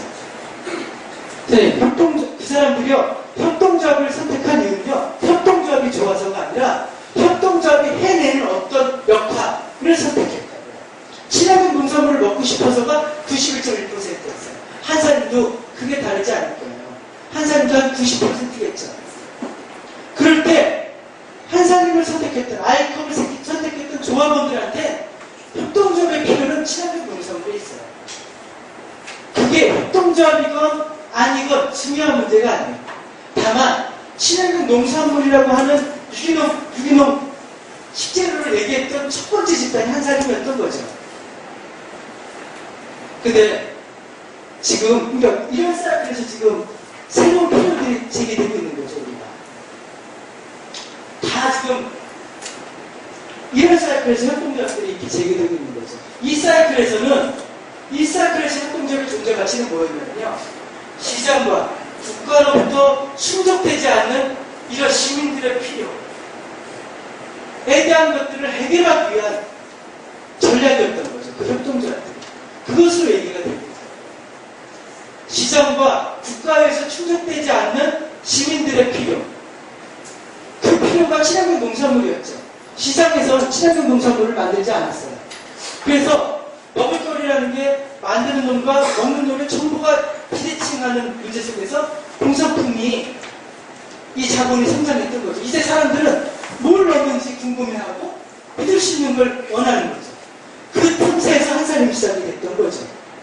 한살림 정신이 훌륭해서 한살림이 큰 게 아니라요. 한살림이 시장과 국가가 해결하지 않은 걸 해결했기 때문이에요. 그래서 성장했던 것이죠. 근데 왜 제가 5년을 보냐면요. 친환경 농산물을 먹고 싶다는 그 욕구는 이제 대자본이 훨씬 잘 해결할 수 있기 때문에. 협동조합이 이 사이클처럼 대자본은요. 한살림처럼 이렇게 작게 하지 않겠죠. 아예 아산, 밀어 확 민다고 유기농 기업농을 해버리죠. 그럼 어떻게 되면 코스가 확 나죠. 근데 농민들의 임금이 비싸잖아요. 비싸네? 중국으로 가요. 중국으로 가서 한향진을 확 밀어버려요. 그리고 후진타워한테 분담을 받죠. 투자했다. 코스를 확 낮춰버릴 거 아니에요. 그리고 그 친환경 농산물을 얼른 보내요? 이마트나 SS마트를 확 보내는 거죠. 한살림의 조합원은 왜 한살림을 선택했다고요? 친환경 농산물을 먹고 싶어 했다고. 다른 이유가 없다니까요. 그럼 그분들은 그 친환경 농산물을 싸게, 쉽게 사주는 누군가 대주면 되는 거죠. 한살림 조합원이 느는 만큼, 이마트 조합원도 늘어요. 이마트의 친환경 코너에 소비자들도 는다고요. 저는 아마 이 협동조합이 시장과 국가로부터 대치됐듯이 협동조합의 지금의 존재가치, 친환경 농산물을 유통시킨다라고 하는 존재가치는 금방 대치될 거라고 생각합니다. 아닐까요? 저도 안 했으면 좋겠는데요. 걱정스럽지만 저는 그렇게 될 것 같아요. 그러면 시장에서 풀무원과 한살림의 차이를 구분할 수 있을까? 없어요. 없어요, 선생님. 상징을 똑같이 쓰거든요, 한살림도. 풀무원, 파르문클. 끝내주잖아요, 파르문클이. 이제 아메 아시죠? 아메 들어보셨어요? 아메 이놈들이 사실 협동조합을 카피한 거예요. 협동조합, 조합원이 아니면 협동조합 걸 못 이용하잖아요. 아메도 똑같아요.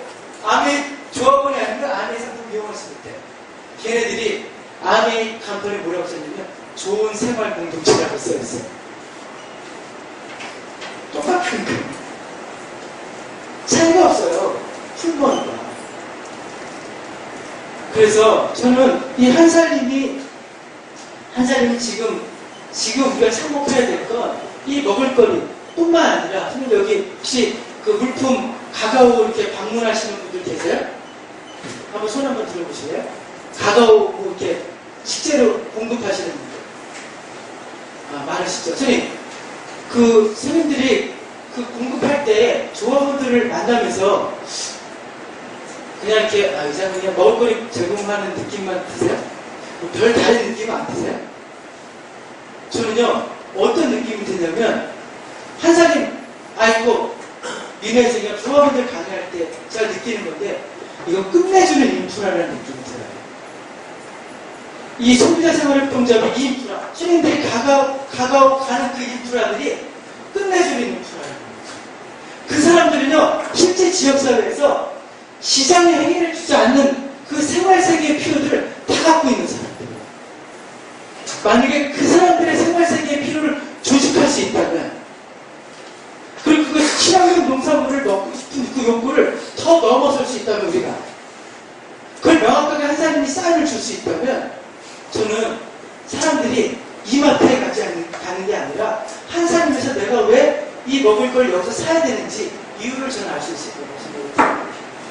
그런 다른 선택지를 한사님이 줄 수 있을 거냐 없을 거냐. 그래서 저는 한사님이 5년 이상을 지속 가능할 수 있을 거냐 없을 거냐가 저는 판가름이 날 것 같아요. 그냥 시장에서 친환경 농산물을 우리는 제공해 주는 거, 그리고 아무도 모르는 한사님 정신을 갖고 있는 도으로서는 저는 생존할 수 없을 것 같아요. 죄송해요. 한사님 정신 제가 있는 것 같아요. 설문조사하니까 분명히 있더라고요. 있는데 제가 보기에 손에 잡히지 않아요. 잘 이렇게 잡히지 않는 거예요. 이렇게 명확하게 후배들, 생각들한테 사인으로 주지 못해요. 저는 그런 생활세계의 필요들을 먹을거리뿐만 아니라, 먹을거리도 마찬가지지, 먹을거리 문제가, 먹을거리 필요가 친환경 농산물에만 있지 않거든요. 제가 그 천연국 자료에 썼어요, 여기에 썼어요. 푸드 퍼버티라는 개념을 썼어요, 선생님. 물론 안 읽어보셨겠죠. 네, 자료가 됐기도 하고, 아마 일찍 보내도 사실 거의 안 읽으셔요. 그래서 뭐 제가 일찍 보내지 않아도 여기 그렇게 안 오는데요. 죄송해요, 제가 자료를 좀 기억해드리겠습니다. 지금 그 한사님께서 소비자들에게 답을 하는 건 친환경 농산물이에요. 그럼 이마트도 훨씬 사람들보다 훨씬 잘할 수 있는 거예요. 그리고 누군가에서 더 잘 대체될 수 있어요. 그리고 또 시장 전략을 쓰겠죠. 한사님 아웃소싱하고 그걸 하겠죠. 지금 물류가 아웃소싱하고 있잖아요. 그 얘기를 제가 좀 한번 드려보려고 해요. 네. 이 생활세계에 필요한 것들을 소비자들을 통해서 저는 해결할 수 있는데, 이 푸드 퍼버티라는 개념을 제가 얘기했어요. 이 먹을거리를 선생님들이 친환경 농산물만 얘기하지만, 먹을거리와 관련한 사람들의 필요는 친환경 농산물 이상을 넘어서는 요구들이 있어요. 그건 저는 한 3가지 정도라고 얘기하는데, 첫 번째는 푸드 퍼버티가 생기는 문제예요. 푸드 퍼버티가 뭐냐면요, 수질 음식을 먹게 되는 거예요, 사람들이. 그걸 얘기하는 거예요. 한사님은 그 문제를 풀 수 있다고 생각을 하는 거예요. 첫 번째, 푸드 퍼버티의 문제가 생긴 첫 번째는 가난해서 못 먹는 거예요. 가난해서 못 먹는 문제가 있어요. 가난해서 못 먹는 거죠, 가난해서. 그 문제를 우리가 다시 해결해야 돼요. 협동조합. 두 번째, 몰라서 나쁜 음식을 먹게 되는 거예요. 생산자와 소비자의 이 정보의 격차 때문에 몰라서 나쁜 음식을 먹게 되는 거죠. 근데 우리가 그 생산지 견학도 하고 막 하잖아요, 소비자들에게. 그 활동을 하잖아요. 그 우리는 어떻게 해서든지 생산자의 정보를 주려고 하죠. 그 사람들은 그걸 귀찮아서 안 가죠. 제가 뭐라고 하냐면, 그러면 가지 않으면 CD로 동영상을 보서 배달을 해라. 그리고 감자를 살 때 감자가 어떻게 만들어지는지 정보를 줘라. 이게 가람비에 옥수 적는다고요. 이마트에서는 친환경 코너에서 물론 그 생산자 사진이 들어갔죠. 다 해요. 걔네들도 시작도 우리가 하는 거 다 한다는 거예요. 이 두 번째 푸드 퍼버티, 정보의 격차를 해결하는 것에서 훨씬 더 소비자협동조합은 소비자들이 주인입니다. 이 정보의 격차를 훨씬 더 극복할 수 있는 내부 인센티브를 갖고 있다는 거죠. 네, 세 번째는 좋은 음식의 접근성이 떨어져 있는 문제가 있어요. 좋은 음식이 어디 있는지 아는데 사기가 힘든 거예요. 그것의 대표적인 것은 공공급식 시스템이에요. 예를 들면 학급식, 공무원의 중식, 깜빵, 병원 이런데 어떤 식재료를 넣느냐가 되게 중요한 정책이에요. 사실 한사님에서 얘기하는 그런 믿을 수 있는 식재료는 그런 공공식단에 어떻게 이 음식을 제도적으로 깔 수 있게 할 거냐가 중요한 하나의 방향일 수 있다고 생각이 들어요. 친환경 학교급식 같은 게 그런 것들이죠.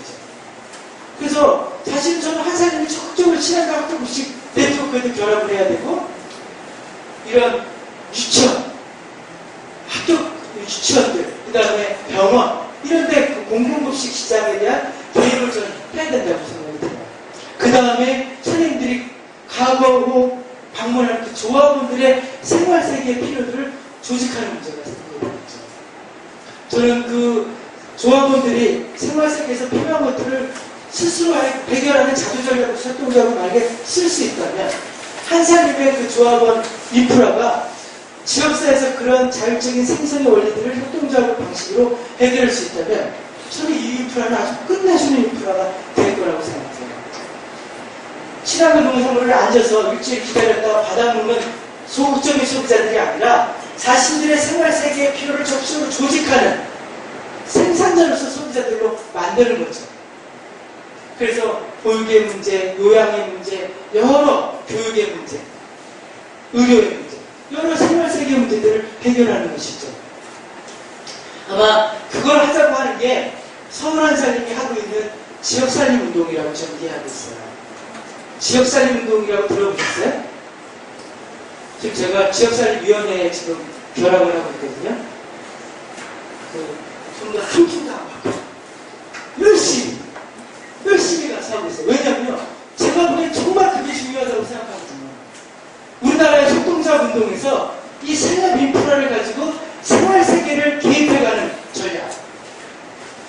이 전략이 나오지 않으면 협동조합 미래도 없고 사회적 협동조합 운동의 미래도 없다고 생각해요. 근데 그게 서울 한살림에서 지역살림 운동이라는 이름을 가지고 지금 그거를 고민하고 실현해보고 있으신 거죠. 그걸 좀 적극적으로 한번 같이 만들어 보려고 해요. 그 다음에 또 한 가지 제가 지금 제안을 드리고 있는 건 물류 사업이었어요. 제가 보기엔 제가 계속 이제 한살림 선배님들한테 조언을, 제안을 드렸던 거 보면 제가 한살림 물류는 열자. 아니, 동생들이 이렇게 제가 여성 미래생협이 LG인가요? LG 로지텍스한테 그 용역을 줬어요. 그건 아시죠? 제가 그걸 보면서 와, 미쳤구나 생각을. 어쩌다가 대자본한테 우리의 그 동맥을 맡기냐는 거죠. 왜 그냥 한살림이 그냥 큰형이 야, 우리 같이 쓰자. 그럼 얼마나 좋을까? 근데 그걸 안 해요. 왜 안? 근데 저는 몰랐는데 형제인가요? 홍인가? 아니 그 아우서싱 하는 기억. 네? 홍남물이한테 이걸 아우서싱을 하고 있었더라고요. 그래서 이래도 되는 거구나. 이게 자본주의 코스 유통이고 유통에 대한 계획을 사실 우리가 적극적으로 해도 그게 어떻게 될지 모르는데 이거를 아웃소싱을 하고 그걸 일반 영리업체한테 우리의 동맥을 맡겨도 되는 건가? 근데 거기가 착한 기업이라고 하시더라고요. 늘 빠져나가는 거. 그래서 제가 뭐라고 했냐면, 그러면 소셜 물류를 하자. 그렇게 아웃소싱 할 바에는 소셜 물류를 만들자. 그래서 제3의 물류망을 만들고, 이거는 사회적인 물류망이다. 사회적 경제 조직들이 다 이용할 수 있는 소셜 물류를 가자. 그래서 저희 재단도 투자를 하고, 한사람도 투자를 하고, 지금 이렇게 자원의 또 양국 택배라고 했거든요. 정부가 이렇게 하는 택배산 업체가 있어요. 정부 예산을 받는 인프라가 있잖아요. 그걸 섞어서 한번 소셜 물류망을 만들고, 그것이 사회적 기업이 되든 어쨌든 물류를 산화시키자. 그 물류를 생각들이 같이 쓰도록 하자. 물론 아이콘을 안 쓰겠죠. 아이콘 잘 물류가 있으니까. 그러면 취업 생각들을 다 쓰자. 그게 내가 보기엔 한살림인 것 같다. 그게 한살림 같고. 그래서 제가 제안한 상태예요. 그래서 김정혜 선생님들이 지금 이렇게 배달하시는 비용, 차량, 뭐 이런 것들을 다 넘겨주셨어요. 한번 설계를 해보라고. 그리고 설계가 어느 정도 초안이 나오면요, 선생님들과 이렇게 논의를 같이 하면 좋겠어요. 그래서 저는 모르겠어요. 선배님들, 옛날 100년 전의 선배들이 그런 유토피아 사회주의, 공산주의 사회주의, 또라이라고 했다고 한다면 아마 그 당시에 필요가 있었던 거죠. 협동조합들이. 협동조합들이 그 자신들의 필요들을 조직하지 못하고 존재가치 잃어갔었어요. 근데 다시 협동조합의 존재가치가 다시 필요로 하는 시대가 됐고, 우리는 적극적으로 협동조합의 필요를 조직하는 과제들이 생겼다고 생각이 들어요. 그래서 전통적인 시장의 기업의 전략을 생각하는 게 아니라 다른 경제 방식에 대한 고민들을 충분히 할 수 있고 저는 가능하다고 생각이 들어요. 그건 선생님들이 여러 사회적 기업들, 여러 협동조합들, 지역에 사는 협동조합들의 고민 통해서 가능하다는 걸 보시고 계시잖아요. 저는요, 한살림의 인프라는 끝내주는 인프라라고 생각해요. 그 인프라에서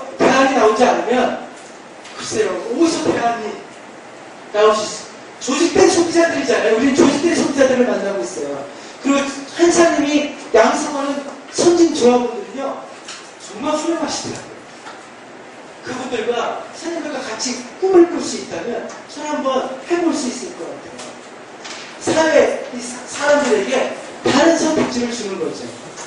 당신들 이마트에 가서 소비자들로 살래? 아니면 생산하는 소비자들로 한사님과 같이 내 생활을 조직하면서 살래? 라는 선택지를 제공할 수 있을 겁니다. 만약에 조합원들에게 이마트와 다른 선택지를 우리가 제공할 수 없다면 저는 5년 이후를 기약할 수 없을 것 같아요. 그래서 너무 싸가지 없고 무서운 얘기를 해서 저는요, 이게 그냥 느껴지거든요, 진짜. 이게 그냥 이렇게 살면서 느껴져요. 제가 이마트 가지 않고 애를 쓰고 주리마트를 가려고 하지만 이마트가 끝내주는 게 있거든요. 제 안에는 이마트를 너무 행복해요. 우리 아이들은 그냥 이마트 가는 게 놀이터죠. 강력해요. 자본은 강력한 분이에요. 그러면 똑같은 쌀을 주고 그들과 경쟁하는 게 아니라 완전히 다른 쌀을 줘야 된다고 생각해요. 그거는요, 생활세계의 필요를 조직하는 것이죠. 이미 한사님은 필요를 조직했고요. 그게 친환경 농산물이에요. 이제 그거 가지고 약한 거죠.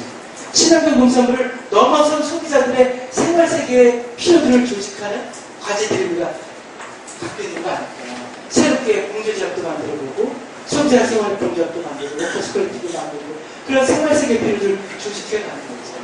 그 일선에 아마 선생님들이 계실 것 같아요. 그리고 그 물품을 공급하는 과정에서 일선의 선생님들이 만나시는 분들이 있어요. 그분들과 그분들의 필요들을 감지하는 촉수로서 선생님들이 역할을 해줄 수 있다면, 그리고 그 꿈을 소셜 물리망에서 아니면 생활세계를 조직하는 세력 인프라로서 꿈을 꿀 수 있다면 저는 한번 해볼 만할 것 같아요. 이마트에서 일하는 것보다 훨씬 더 의미 있게 살아보실 수 있지 않을까, 이렇게 감히 그냥 선생님들한테 말씀을 드려보고요. 예, 이 정도로 제가 그냥 마치도록 하겠습니다.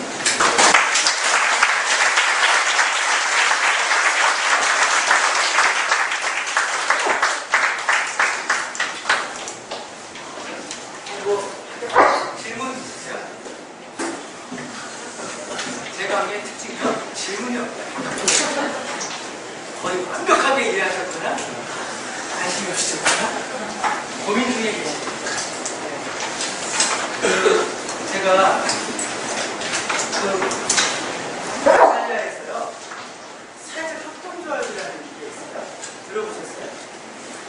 협동조합은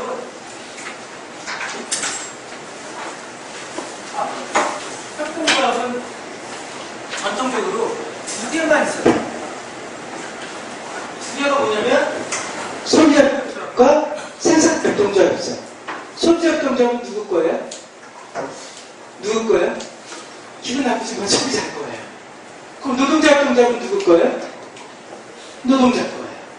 그 기업의 그 협동조합의 소유권은 누구한테 있어요? 소비자협동조합은 소비자들에게 있어요. 노동자협동조합은 노동자들에게 있죠. 근데 이탈리아에서는 사회적 협동조합이라는 말을 썼어요. 골 때리는 애들이잖아요. 얘네들이 어떤 애들이냐면요, 주인이요, 노동자도 되고 소비자도 되고 지역의 시민단체도 되고 자원봉사자도 되는 거예요.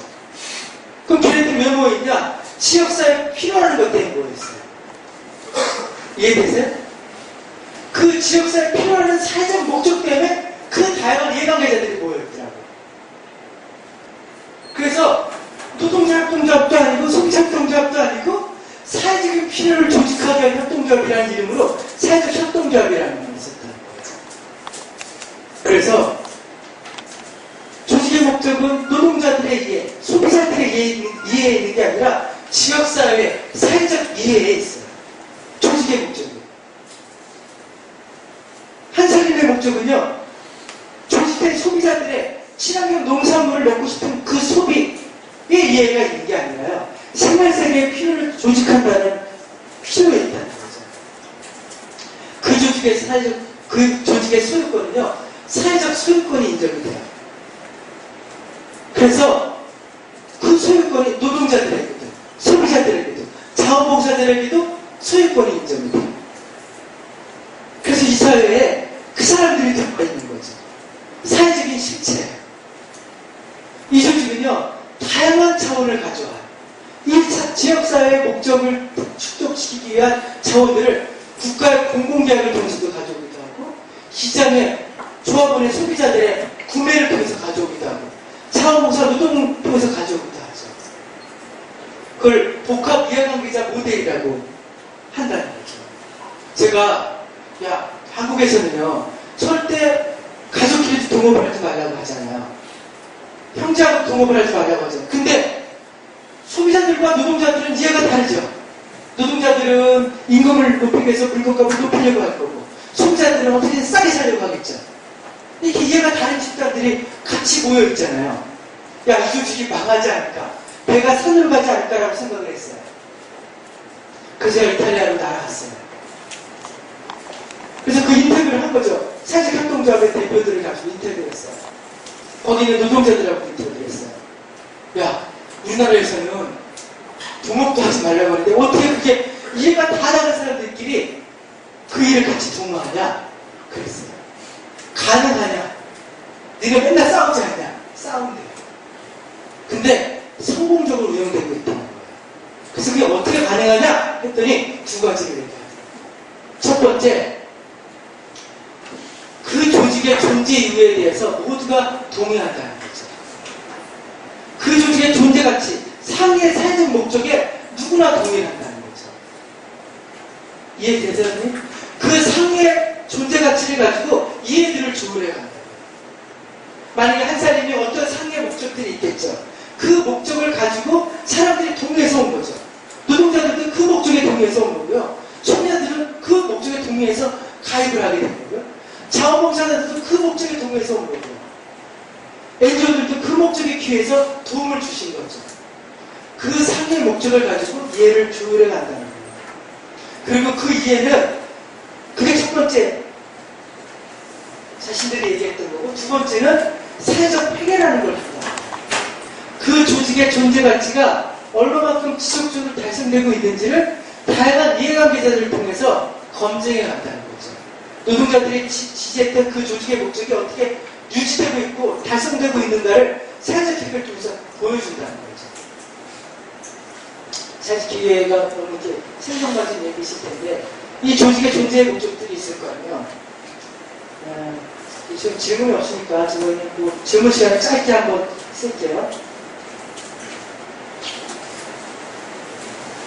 선생님들이 그 지역사회를 표현하는 게 어떤 것인지 잘 이해가 안 되실까봐 제가 사례를 한번 들어보는데요. 안성의료생활협동조합이라고 들어보셨어요? 유명한 조직이니까 들어보셨을 거예요. 안성의료생활은요, 한산과 거의 비슷해요.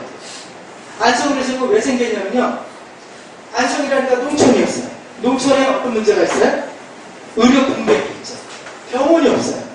그래서 연대 의대생들이 농민회랑 주말 진료를 한 거예요. 그 주말마다 와서 무료 진료를 한 거죠. 근데 농촌이라는 데가 아픈 게 주말에만 아픈 게 아니잖아요. 월요일에 아플 수 있고 화요일에 아플 수도 있죠.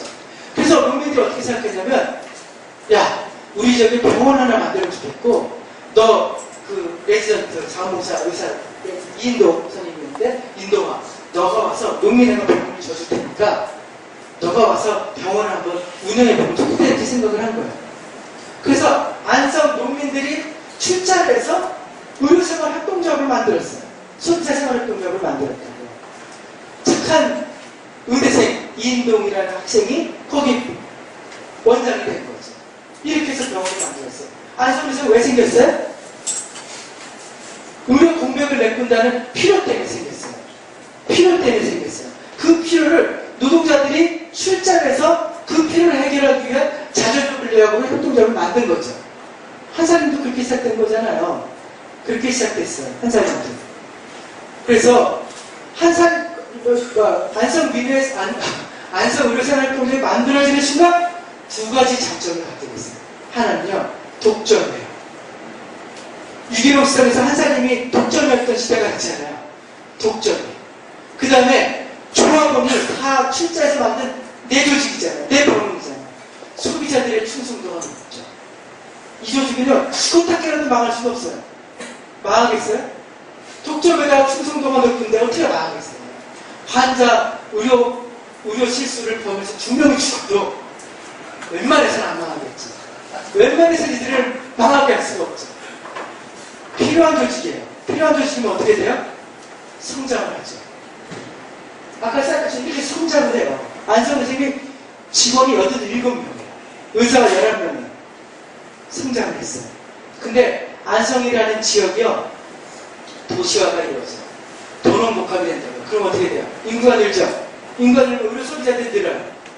그럼 어떻게 되겠어요? 병원이 생기죠. 안성의료생역 옆에 인해과가 생겨요. 저쪽에 황소학과가 생기고 저쪽에 박한의원이 생겨요. 안성의료생역의 존재 가치는 어떻게 돼요? n분의 1로 줄어요. 의료 공백을 메꾼다는 그 안성의료생역의 존재 가치가 여러 병원들 중에 하나가 되는 거죠. n분의 1로 줄어요. 그럼 어떻게 되겠어요? 존재 가치가 줄어들죠. 손님, 조합원들이 줄어들어요. 이용자들이. 그럼 그 다음에 어떻게 돼요? 의료시장에서 생존의 전략을 쓰죠. 성과급을 도입해요. 의료생각. 이제 조합원들이 대가리로 모이는 거죠. 안성의료생각에서도 이제 3분의 법칙이 작동하거든요. 3분의 법칙이 뭔지 아세요? 종합병원에 가보시면 3분 안에 나와야 되잖아요. 2분 30초 되면 의사가 신문을 주잖아요. 간호사한테. 그러면 2분 45초에 문이 열리죠. 그럼 나가야 돼요. 나가서 간호사하고 얘기해야 되잖아요. 3분의 법칙이에요. 3분마다 환자가 바뀌어야지 쉬타산이 맞는다는 거예요. 생존의 전략을 쓰죠. 안성의료생협이 인해과나 다른 게 없어요. 조합원한테 왜 조합원들에게 충성을 해야 되고 당신들이 우리 조합원을 왜 이용해야 되는지 충성을 얘기할 수가 없다는 거예요. 매출이 떨어지고 적자를 경험하고 그때 안성의료생협이 고민한 거예요. 그러니까 그러면 이 도농복합된 이 안성에서 안성의료생협이 새롭게 어떤 존재 가치를 가져야 될 것인가에 대한 성찰을 하기 시작했다. 그러니까 진짜 좋은 활동차이죠. 내가 안성이라는 조직에서 의료 공백을 메꾼다는 존재 가치가 없어진 안성의료생협이 지역사회에서 어떤 존재 가치를 가져야 될 것인가에 대한 고민을 했어요. 그게 사회적 회계의 1단계거든요. 저하고 일주일마다 7시간부터 10시까지 제가 또 공짜로 갔었어요. 그 조직이 너무 의미 있는 조직이니까. 한사님처럼. 그래서 해서 만들었어요. 조합원들. 이렇게 만들었어요. 안성의료생협은 이제 3가지 목적 때문에 존재해요. 첫 번째는 의사와 환자가 갖고 있는 어마어마한 정보격차를 이용해서 이윤을 실추하지 않겠다는 거죠. 믿을 수 있는 의료 서비스를 제공하겠다는 거예요. 두 번째는 돈이 없어서 의료 서비스를 이용하지 못하는 취약계층의 의료 접근성을 높이겠다는 거죠. 세 번째는 아파서 병원에 오는 게 아니라 아프기 전에 자기 건강을 자취할 수 있는 역량을 키우겠다는 거죠. 3가지 존재 가치를 다시 만들기 시작합니다. 이해되세요? 안성의료생협이 다시 안성에 있어야 되는 이유가 느껴지세요? 안성의료생협의 첫 번째 믿을 수 있는 의료 서비스를 제공한다는 것에 구체적인 활동, 첫 번째 활동이 뭐예요? 적정진료예요. 안성의료생협의 적정진료의 개념이 있어요. 안성의료생협의 적정진료를 형성하는 지표가 있어요. 첫 번째 지표가 뭐냐면 항생제 투여율이에요. 전국 병원 평균 항생제 투여율이 몇 %일 것 같으세요? 한번 찍어보세요. 찍어보세요. 몇 %일 것 같으세요? 예? 60%? 거의 근사치가 없어요. 53%. 전국 병원 평균 항생제 투여율이 53%예요. 그러면 초기 안성의료생협을 만든 이인동 선생님, 안성 농민의원의 항생제 투여율이 몇 %일 것 같으세요? 찍어보세요. 네? 몇 %? 20%. 5.3%. 두 번째 지표가 주사제 처방률이에요.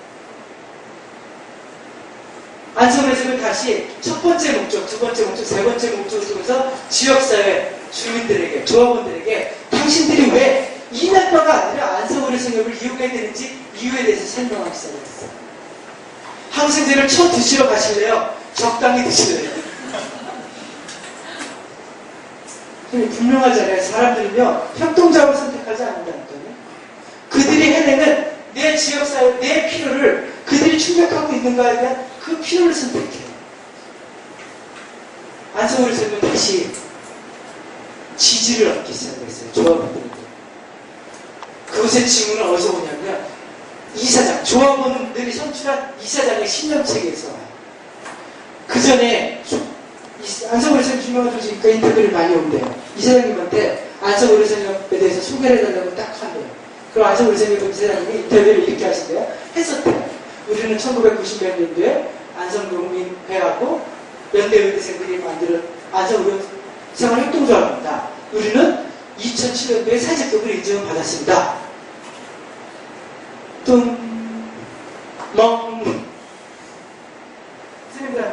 선생님들, 한살림은 무엇입니까? 왜 한살림은 소비자들이 주인인데 소비자 생활협동조합입니다. 땡?